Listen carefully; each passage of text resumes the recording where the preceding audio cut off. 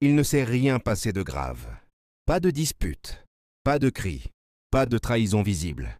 Juste un jour où il s'est rendu compte qu'il ne savait plus quand il avait commencé à s'oublier.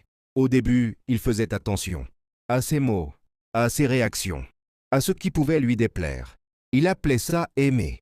Puis il a commencé à changer, un peu, sans s'en rendre compte. Il évitait certains sujets. Il retenait certaines émotions. Il faisait semblant d'aller bien, pour ne pas créer de problème, pour ne pas la perdre. Chaque concession semblait petite, presque insignifiante.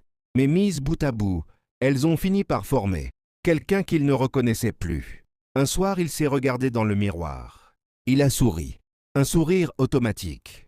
Et il s'est demandé à quand remontait la dernière fois où il avait été vraiment lui-même. Il l'aimait, vraiment. Mais plus il l'aimait, moins il existait. Il ne savait plus dire non. Il ne savait plus demander. Il ne savait plus ce qu'il voulait.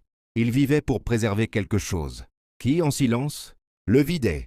Et le pire, ce n'est pas qu'elle lui demandait tout ça. Le pire, c'est qu'il se le demandait tout seul.